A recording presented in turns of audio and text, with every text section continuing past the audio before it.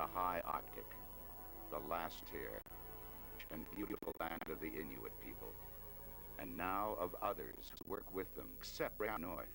Little Cornwallis Island, 1,400 kilometers from the North Pole.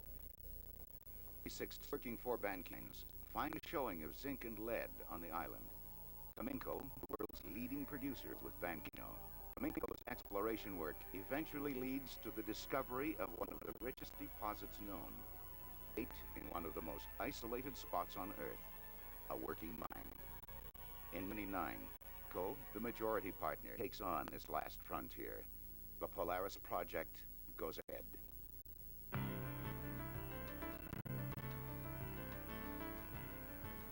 Polaris, in Canada's high Arctic environment, great care is taken to ensure that man's most northerly industrial venture will have minimal impact on nature. November 1979, Cominco selects Bechtel Canada, builders of Cominco's Black Angel mine in western Greenland, to provide engineering, procurement, and construction management services. Cominco's requirements for the operating mine: a pro plant, store concentrates, accommodations, a dock. The time frame, no more than 2 years. At the time of arrival at LCI, the berthing basin... The project plan: build a process plant in southern Canada on a barge, then tow it nearly 5,000 kilometers to the Polaris mine. A daring plan, the first ever attempted in the Arctic, which would allow the mine to start up 1 year early.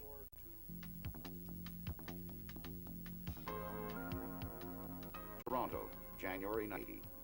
Cominco and Bechtel refine their plans. The challenges for the designers: a harsh climate with temperatures 40 below and more. A brief shipping season, about 8 weeks a year. Above all, time. Perfect timing is needed to get the designs complete, materials ordered and to the site, what is the new concepts to be tested and proven, and to accommodate the environmental studies, help maintain the delicate balance of life on Little Cornwallis Island.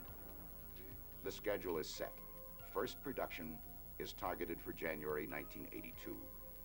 Project completion, February 1982. The challenge of the Arctic has been accepted. Work starts at Polaris. The priority: get men and materials to the site.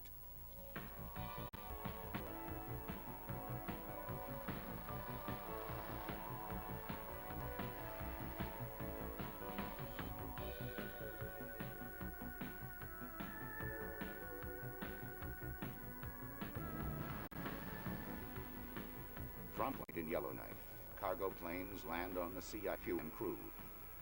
5 months before the shipping season, construction can begin.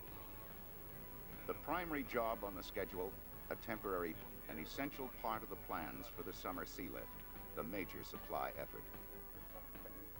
In just 6 months, all the supplies in a year's construction at Polaris must be obtained.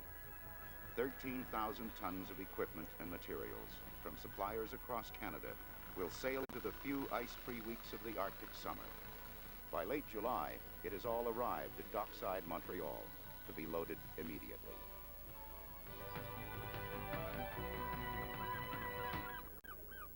August 1980, the Polaris site.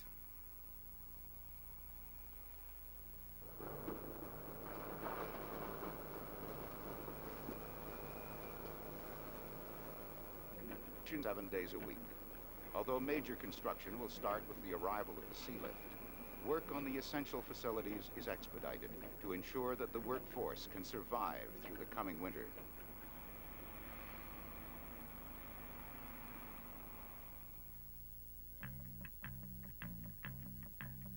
First ship of the sea lift cuts through Lancaster Sound. Stevedore.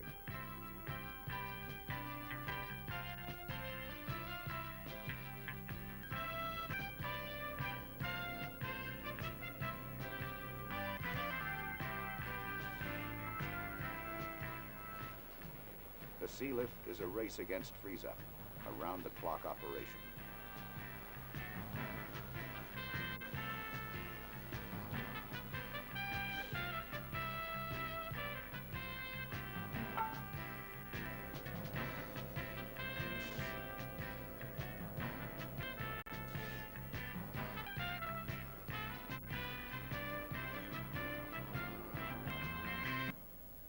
In less than 3 weeks, 4 ships discharged their cargo. September 1980. Lausanne, Quebec.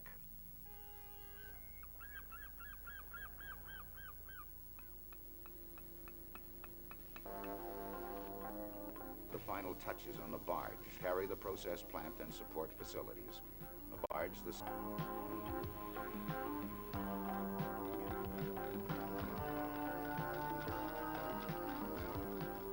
built in just 7 months, Arvik II, whale in the Inuit language, leaves for Trois-Rivières for outfitting.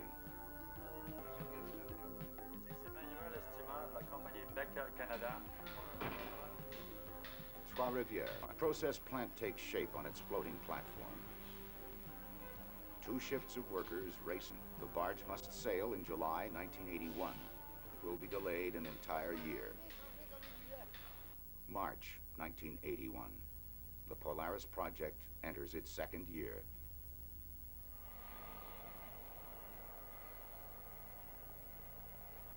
Another way is found to advance the schedule to provide for an early startup, and is built on Garrow Lake, 3 kilometers from the site. Now, critical materials not due until the summer sea lift can be flown.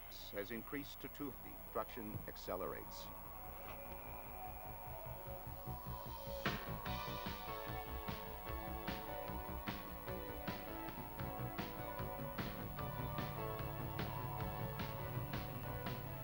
Those who know the Arctic understand that you can't fight nature. You learn instead to work with her, and that takes ingenuity and a willingness to adapt plans to the situation. Permafrost, a fact of life that reaches depths of 365 meters. All the ground must be drilled and blasted, then moved before it freezes cubic ends. But permafrost can be turned to advantage. The barge basin is earthed to keep out the seawater while being excavated. The hallmark of the Polaris project, fate of doing it. The modular structure of the accommodations building allows to live. The building is designed as an envelope, positioned 1 meter above the ground. Its foundation insulated by thick rubber pads to prevent permafrost. It must face in pressures from the sea ice. Its design, interconnected cells. Its core will be to permafrost through an accelerated freezing system developed on the project. In the mine, kept well below freezing to prevent the permafrost with the changes above ground, engineers plot out pathways for the primary crusher and conveyor belt. The largest permanent structure in the Arctic takes shape, the concentrate cell. Trois-Rivières, April 1981. Polaris has captured the imagination of around the world. The barge becomes the focus, a seagoing ore processing plant, the first in months. Now 6 stories high, Arvik II houses a complete processing plant, a 9,000 plant, shops and offices, an entire mill complex built within the dimensions of the 122 by 30 meter hull. As part of the design, waste heat from the generators will be used to dry the concentrates and heat the mill and accommodations complex. Tests on the process equipment are complete. The toes by 2 prepares to open a chapter history of the North.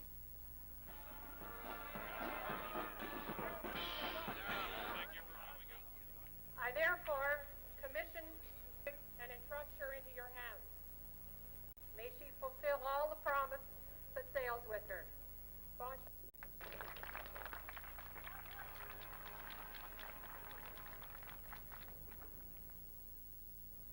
Que la bénédiction du Dieu Tout-Puissant, Père, Fils et Saint-Esprit, descende sur vous.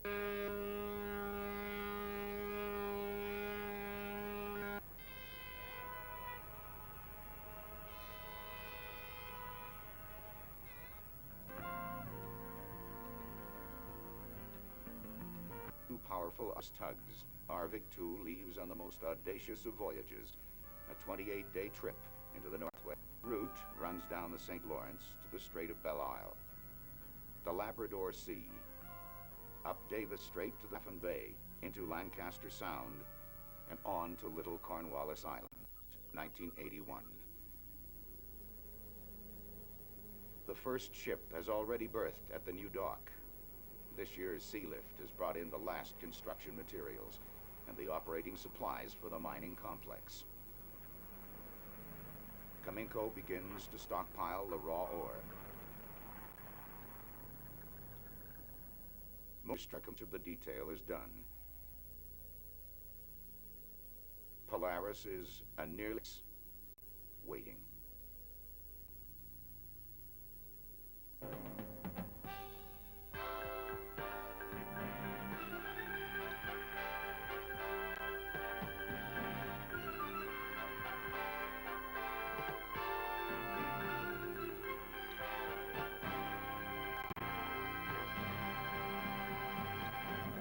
With the icebreaker John A. MacDonald leading the way, Arvik II arrives at Polaris, undamaged, and 9 days early, the first heavy industrial plant in Canada's high Arctic.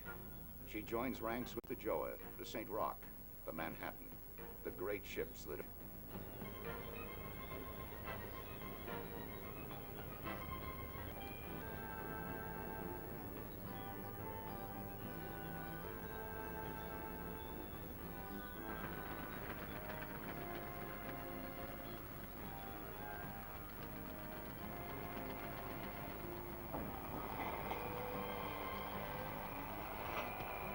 The ice is cleared, the last checks made.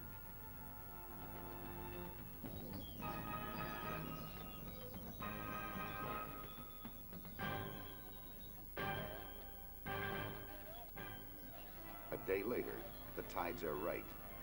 Arvik II is floated into her final position. Here she will sit by Polaris Mine.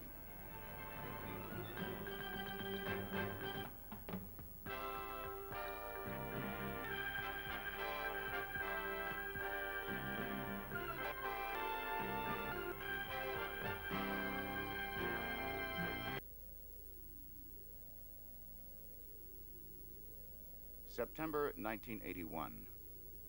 The first winter snow flies.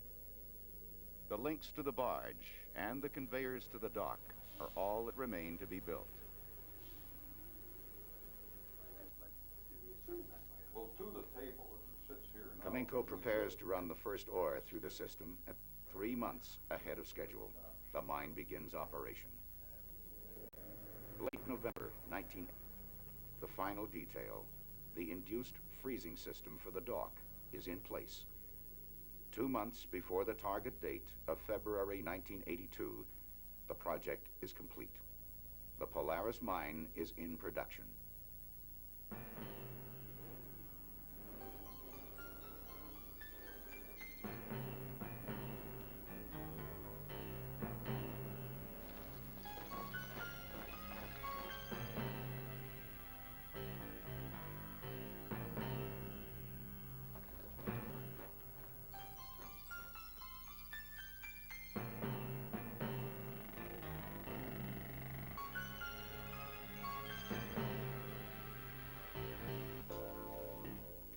Polaris, the northernmost base metal mine in the world. The reserves, an estimated 23 million metric tons combined ore. The output, 187,000 metric tons zinc concentrate, 42,000 tons lead concentrate each year. For 25 years or more, Polaris will be a major supplier of zinc and lead to the world's markets.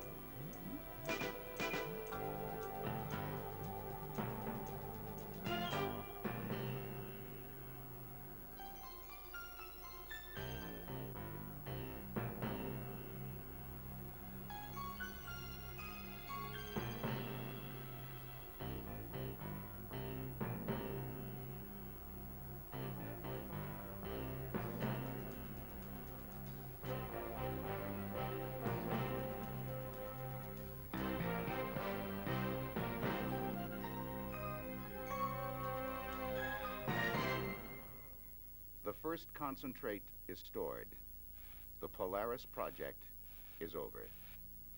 But the story of the Polaris Mine is just beginning. And its workers, many of them Inuit, now start to create the rhythms and routines of their own lives in an environment designed for a unique lifestyle. Little Cornwallis Island, once isolated and empty, is now a community of 250 men and women, a microcosm of warmth, light, and life, high above the Arctic Circle.